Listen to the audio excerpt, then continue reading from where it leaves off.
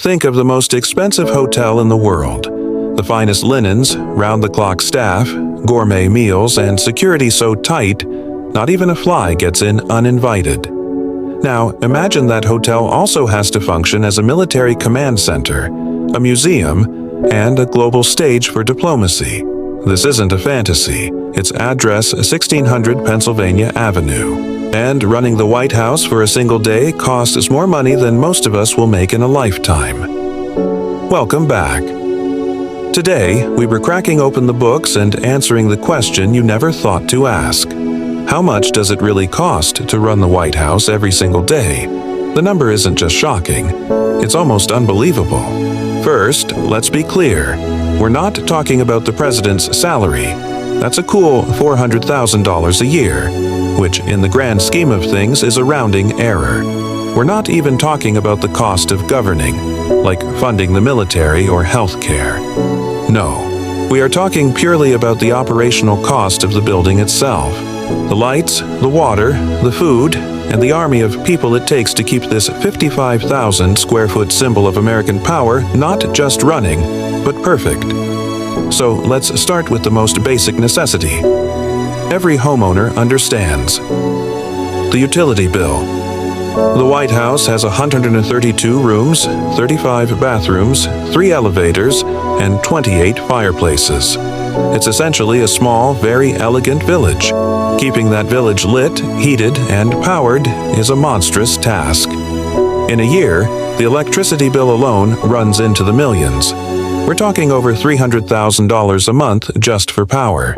That's partly because the place never sleeps. Lights are on 24/7 for security and operation. The heating and cooling systems are constantly humming, preserving not just people, but priceless historic artifacts. Add in water, sewage, and telecommunications for a complex that is also a top-secret communications hub, and you're looking at a daily utility cost that could easily clear $50,000. And that's before anyone even flushes a toilet or turns on a light. But a building is just a building. The real cost is the people. This is where it gets wild. The executive residence is staffed by over 400 full-time employees. We all know about the Secret Service, but what about the chief florist who oversees every single floral arrangement? The executive past chef? The full-time calligraphers who handwrite every White House invitation? There are ushers, butlers, cooks, engineers, plumbers, painters, and a dedicated curator. There's even an official chief electrician whose job includes changing the dozens of light bulbs that burn out every single day to maintain that perfect, pristine look. When you add up the salaries, benefits, and pensions for this small army of dedicated experts, the payroll cost for a single day is staggering. We're conservatively looking at over $500,000 a day, just on staff. Now, let's talk about food. The White House has multiple kitchens, including a main kitchen, a family kitchen, and a pastry kitchen. The first family pays for their personal groceries out of pocket, but that's the only thing they pay for. Who pays for the food when the First Lady hosts a lunch for military families? Or when the President holds a state dinner for a king? You do. The taxpayer. A single, lavish state dinner for hundreds of guests can cost hundreds of thousands of dollars, from the finest ingredients flown in from across the country, to the specific vintage of wine, to the custom menus. Even on a normal day, the cost of feeding the entire staff, preparing for potential events, and stocking the kitchens runs into the tens of thousands of dollars daily. And then there's travel. This is the big one. You know Air Force One. It's not just a plane, it's a flying Oval Office. The operating cost for the hour for a 747 like that is $200,000. A single trip to Asia could easily cost over $5 million, but it's not just the big trips. There's Marine One, the presidential helicopter, which costs $20,000 an hour to fly. The massive armored presidential motorcade that shutters down cities, each SUV and limousine guzzling fuel and requiring a team of mechanics and drivers.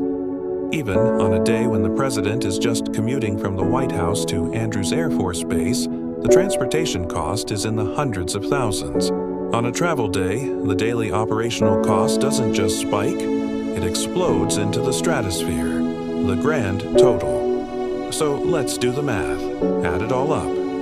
The staggering utilities, the salaries for 400 plus specialists, the endless flow of gourmet food, the mind-blowing security detail, the constant maintenance and renovations, and the astronomical travel costs. When you crunch the numbers from federal budgets and reports, the estimated daily cost to operate the White House and support the presidency is between $4 and $8 million every single day.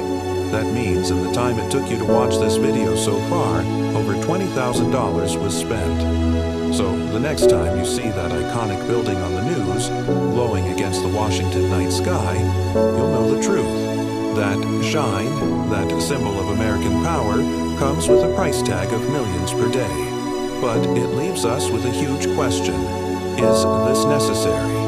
Is this the price of being a global superpower, of maintaining a secure and functioning executive branch? Or is it a bloated budget that could be streamlined?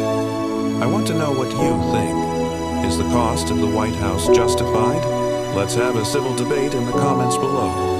Smash that like button if you learned something today, and subscribe for more real-world breakdowns. Thanks for watching.